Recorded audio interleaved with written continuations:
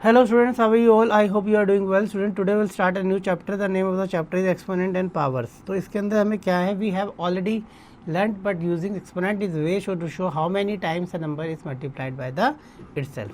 बच्चों एक्सपोनेंट में क्या होता है, कोई भी नंबर को हम उसी नंबर से बार बार मल्टीप्लाई करते हैं, जैसे कि येगा इस फॉर्म में येगा, और वो उसको हम शॉर्ट फॉर्म में एज अ पावर लिख सकते हैं. ठीक है, जो हम पावर लिखते हैं, ये जो पावर है इसको हम एक्सपोनेंट बोलते हैं, और ये जो वैल्यू होती है जो ब्रैकेट में उसको हम बेस बोलते हैं. ठीक है, आपको समझ आ गई होगी चीज़ें. अब आगे चलते हैं यहाँ पे एक्सरसाइज पे.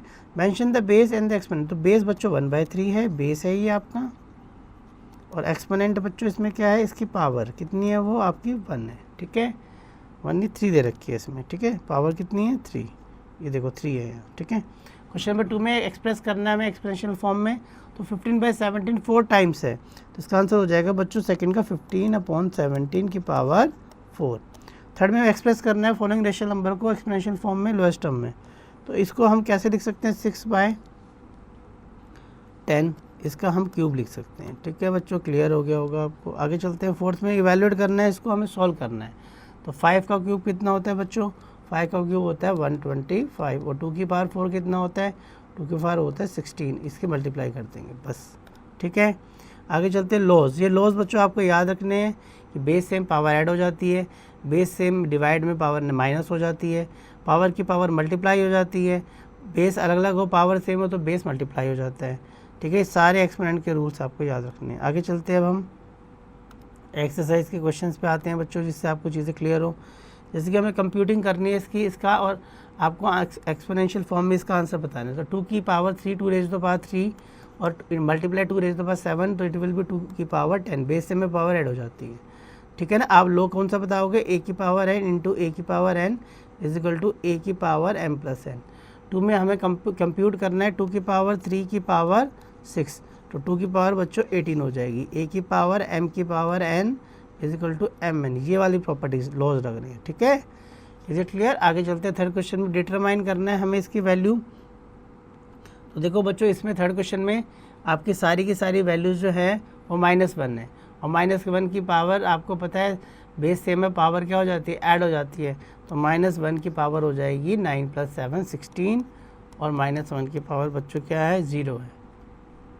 तो हमें किसकी वैल्यू 0 नहीं p है, तो बेस सेम है, पावर को इक्वलेंट कर देते हैं, तो p आ गया 16. फोर्थ क्वेश्चन में बच्चों हमें इसको सिंप्लीफाई करना है. जब सिंप्लीफाई करना है तो 1/4 है, 1/4 की पावर कितनी हो जाएगी बच्चों 6, 1/4 की पावर 5 है, बेस से में पावर को बच्चों ऐड कर देते हैं, तो पावर हो गई बच्चों यहाँ पर 11. ठीक है, ऐसे करना था इस क्वेश्चन को.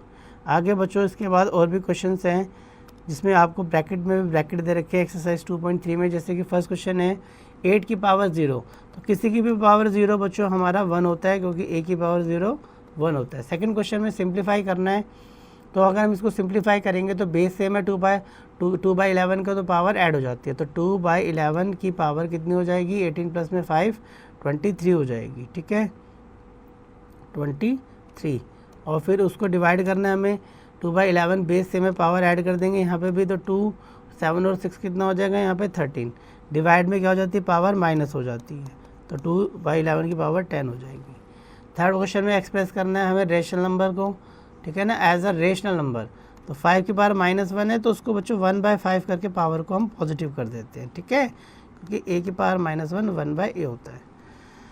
आगे चलते हैं फिफ्थ क्वेश्चन में बच्चों. फिफ्थ क्वेश्चन में हमें फाइंड करनी है वैल्यू x की. ठीक है, तो वैल्यू x की कैसे फाइंड करेंगे, सेम क्वेश्चन नंबर 2 की तरह है, इसमें इक्वलेंट करके जैसे कि हमने p की वैल्यू निकाली थी ना बच्चों यहाँ पर, ऐसे उसको सॉल्व कर देंगे. ठीक है, उसके बाद हमारा 7th क्वेश्चन में हमें सिंप्लीफाई करना है.